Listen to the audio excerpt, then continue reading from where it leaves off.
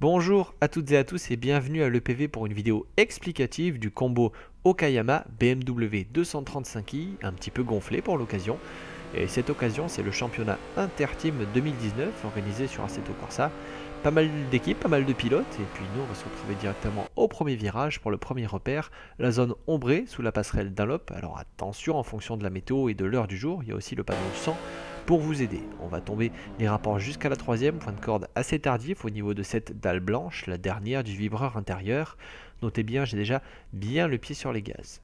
Attention en sortie, l'arrière a tendance à vouloir se dérober un petit peu, surtout si vous croquez le vibreur intérieur ou si vous rentrez trop fort.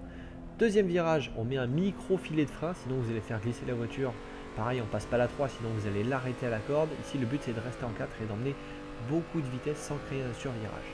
Troisième virage, pour moi le virage clé du circuit, freinage au début de la deuxième zone sablée à gauche. C'est très difficile de trouver un repère ici. On va tomber les rapports jusqu'à la seconde qu'on va laisser vivre très peu de temps, c'est-à-dire qu'on a une zone morte quasi inexistante car le virage est en montée. Donc si on ne veut pas arrêter la voiture, on remet le pied sur les gaz très rapidement, un peu comme au Mugello, premier virage, et on est à fond très rapidement tout en tenant la corde tout le long du virage jusqu'en sortie. En fait ici mettre la 2 ça va vous aider à faire un petit peu pivoter la voiture grâce au sur-régime engendré et aussi donner encore un peu plus de frein jusqu'à la corde.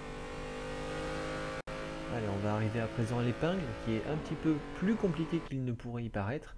On va pas freiner vraiment au panneau 100 mais un petit peu avant. Vous allez le voir sur le screenshot suivant. En fait le panneau 100 ça fait trop tard, donc en fait là en haut à gauche ce qu'on voit c'est un micro bout de panneau 100 et moi je suis déjà en train de prendre mon frein. On le voit aussi à la zone sablée à gauche, on freine avant qu'elle se termine. On va tomber les rapports jusqu'à la deuxième, rentrer un petit peu tôt parce qu'il y a un léger banking ici, donc ça aide un petit peu à gagner en appuyant en vitesse de passage. Le double gauche, le premier en aveugle, très compliqué. Essayez de vous servir de la zone gommée ici au sol pour rentrer et pas trop rater la corde, c'est plus important. La cuvette, on accélère bien à fond, on se sert de l'appui généré. Et le deuxième, moi je me sers de la dernière zone blanche là du vibreur du raccordement pour rentrer dedans. En fait je vais mettre un filet de frein sur la fin et mettre un petit coup de volant pour vraiment la faire pivoter, me retrouver aligné à ma sortie et pouvoir mettre gaz en 3 assez rapidement et très très fort surtout. La série d'épingles à présent avec la première des deux, on freine au panneau 50 sur la droite quand il va disparaître. Alors après ça dépend un petit peu de votre FOV. On essaie de rentrer un petit peu tôt dedans quand même parce qu'en fait elle monte aussi, donc faut pas trop s'arrêter à la corde et pas trop casser la vitesse, sinon vous allez être complètement garé au moment de faire votre pivot.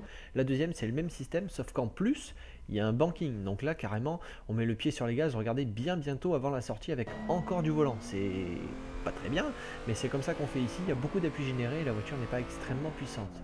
Le dernier double droit ici, le premier on reste en 4, ça aide à emmener de la vitesse. Et le dernier virage, repère de freinage au niveau de cette zone, ça doit être de l'absorbant là au sol.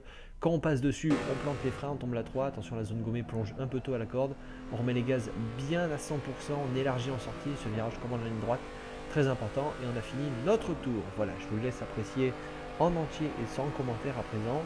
N'hésitez pas dans les commentaires si vous avez des petites questions, le setup bien sûr est légèrement modifié. Voilà, bon tour.